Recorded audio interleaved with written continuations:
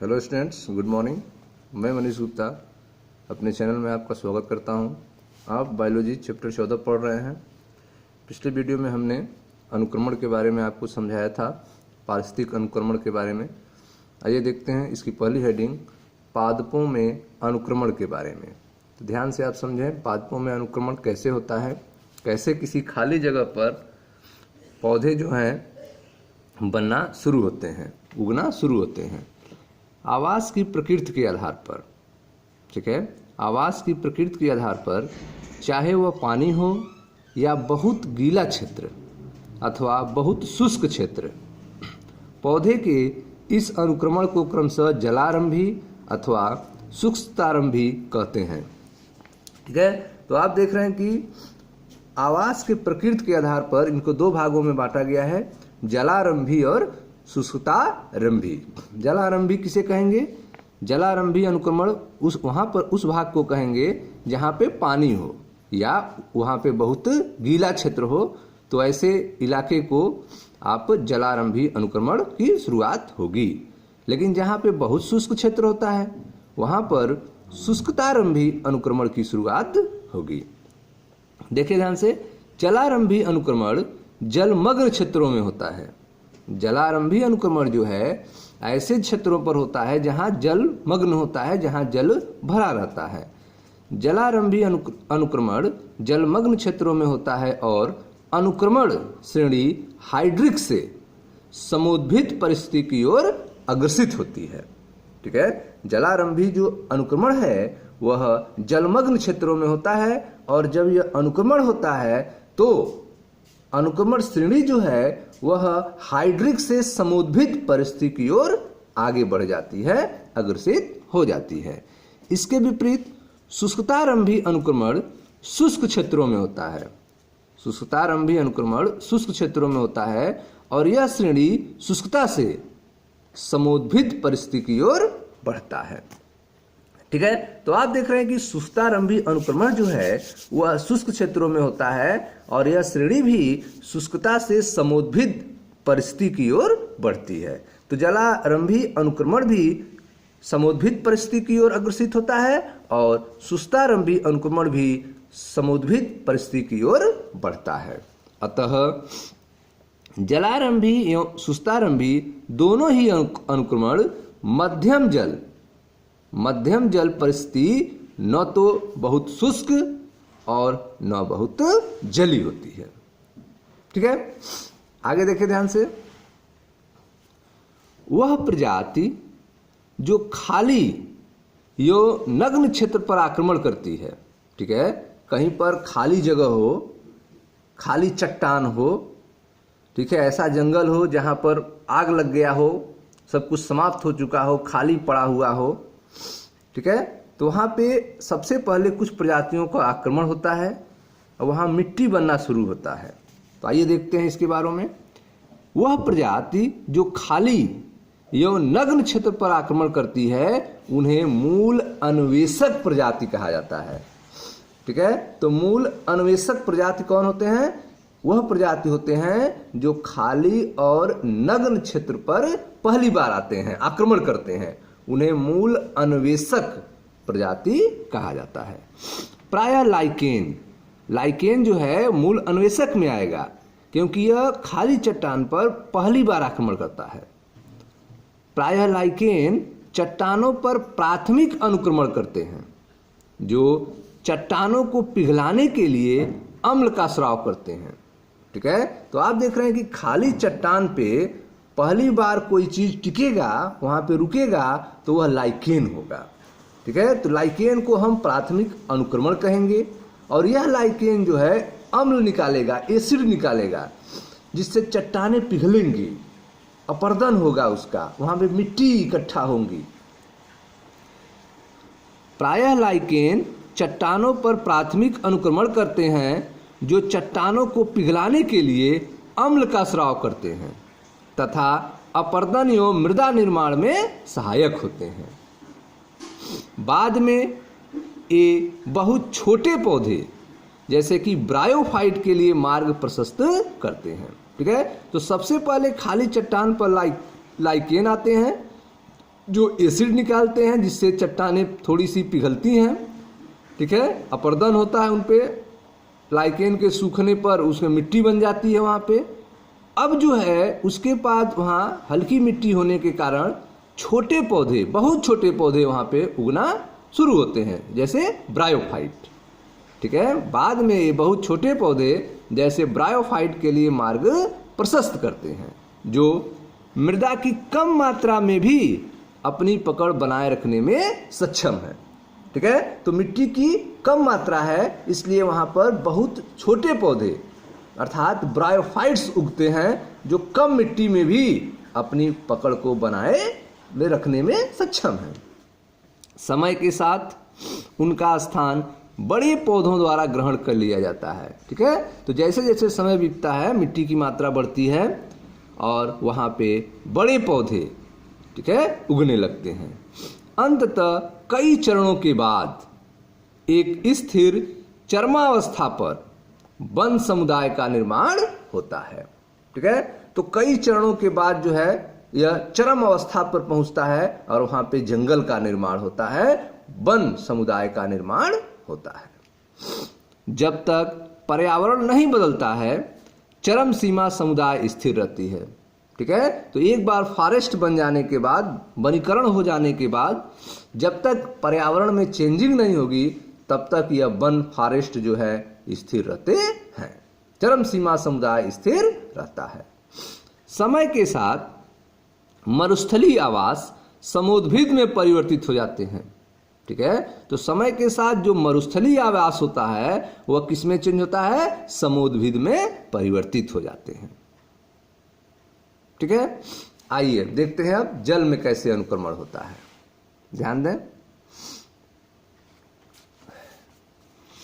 जल में प्राथमिक अनुक्रमण में, ठीक है, जब जल में प्राथमिक अनुक्रमण होता है, जल में प्राथमिक अनुक्रमण में लघु पादप प्लवक मूल अन्वेषक होते हैं, ठीक है। जल में प्राथमिक अनुक्रमण में जो मूल अन्वेषक होते हैं वे क्या होते हैं, पादप प्लवक होते हैं, छोटे पादप प्लवक होते हैं जो शुरुआत करते हैं अनुक्रमण का जल में।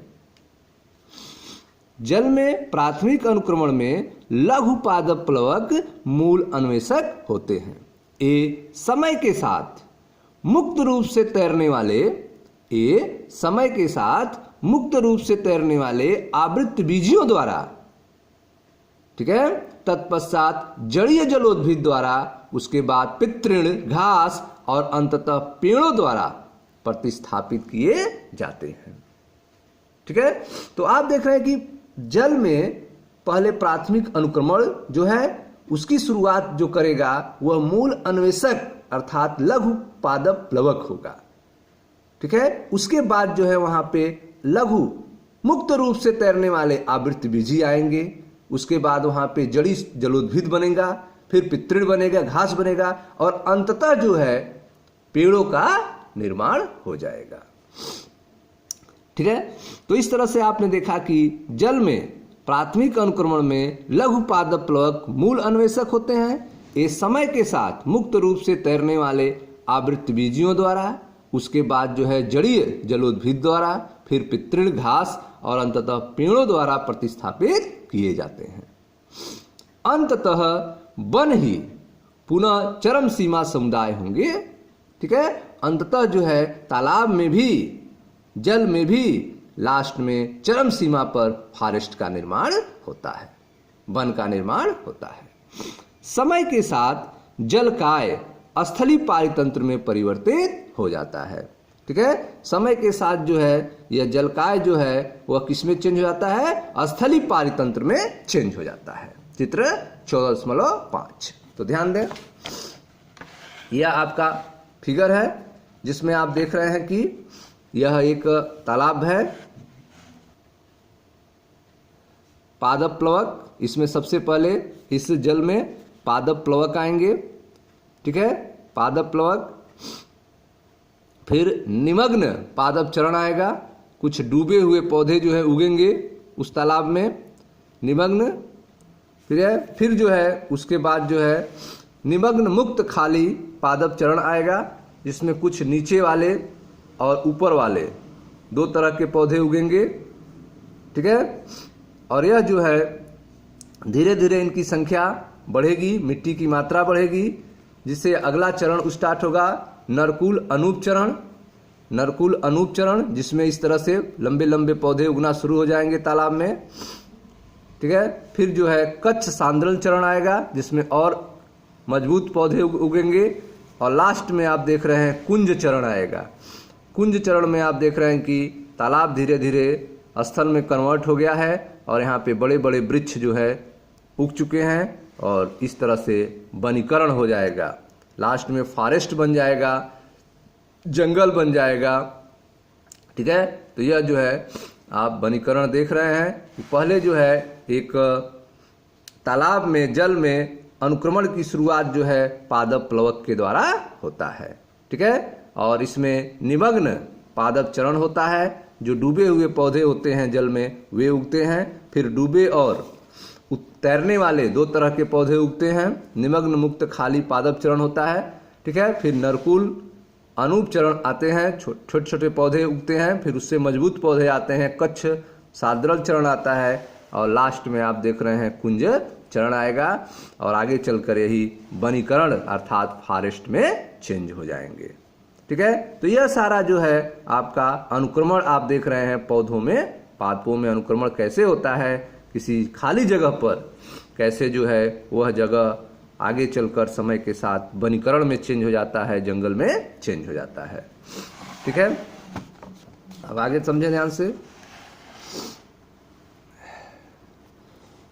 द्वितीय अनुक्रमण में, ठीक है, द्वितीय अनुक्रमण में प्रजाति का आक्रमण मृदा की स्थिति, जल की उपलब्धता, पर्यावरण तथा बीज एवं अन्य उपस्थित प्रावर्ध पर निर्भर करता है, ठीक है। तो पहले चरण में आक्रमण आप देख रहे हैं कि प्राथमिक अनुक्रमण में जल में लघु पादप प्लवक होंगे, खाली चट्टान पर लाइकेन होंगे, ठीक है, प्रथम आक्रमण में। लेकिन जो द्वितीय अनुक्रमण है, द्वितीय अनुक्रमण का मतलब ऐसा स्थान जहां पर पहले पौधे थे, पहले प्लांट थे, किसी कारणवश वह समाप्त हो गए हैं। उस जगह पे जंगल है, आग लग गया है, पूरे पौधे समाप्त हो गए हैं, ठीक है। तो वहां पे अब द्वितीय आक्रमण शुरू होगा। द्वितीय अनुक्रमण में प्रजाति का आक्रमण मृदा की स्थिति, ठीक है, वहां पर मिट्टी की स्थिति क्या है, जल की उपलब्धता, पर्यावरण तथा बीज या अन्य उपस्थित प्रवर्ध पर निर्भर करता है। यद्यपि पहले से मृदा विद्यमान है, यहां अनुक्रमण दर बहुत तेज होती है, ठीक है। तो द्वितीय अनुक्रमण में अनुक्रमण दर क्या होती है, बहुत तेजी दर से होती है, क्योंकि वहां पर पहले से मृदा उपस्थित होती है और चरम अवस्था तेजी से प्राप्त हो जाती है, ठीक है। तो द्वितीय अनुक्रमण होने पर चरम अवस्था जो है तेजी से प्राप्त हो जाती है। समझने के लिए यह महत्वपूर्ण है कि अनुक्रमण, विशेष रूप से प्राथमिक अनुक्रमण, एक बहुत धीमी प्रक्रिया है, ठीक है। जो प्राथमिक अनुक्रमण है वह एक बहुत धीमी प्रक्रिया है, जो चरमावस्था तक पहुंचने में शायद हजारों वर्ष लगाएं, ठीक है। एक खाली जगह पर अनुक्रमण की शुरुआत होने के बाद जंगल वहां पे बनने में शायद हजारों वर्ष लग जाते हैं, ठीक है।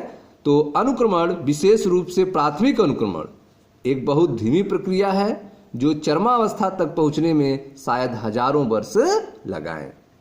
दूसरा महत्वपूर्ण तथ्य यह है कि सभी अनुक्रमण, चाहे पानी में हो या भूमि पर, एक ही प्रकार से चरम समुदाय मिजिक की ओर अग्रसर होता है, ठीक है। तो आप देख रहे हैं कि सभी अनुक्रमण, चाहे वो पानी में हो या जमीन पर हो, भूमि पर हो, एक ही प्रकार से चरम समुदाय मिजिक की ओर अग्रसित होते हैं, ठीक है। तो यह था स्टूडेंट्स पादप अनुक्रमण के बारे में। मिलते हैं नेक्स्ट वीडियो में, जिसमें हम आपको पोषक चक्रण के बारे में समझाएंगे। मैं मनीष गुप्ता आपका अपने चैनल में स्वागत करता हूं।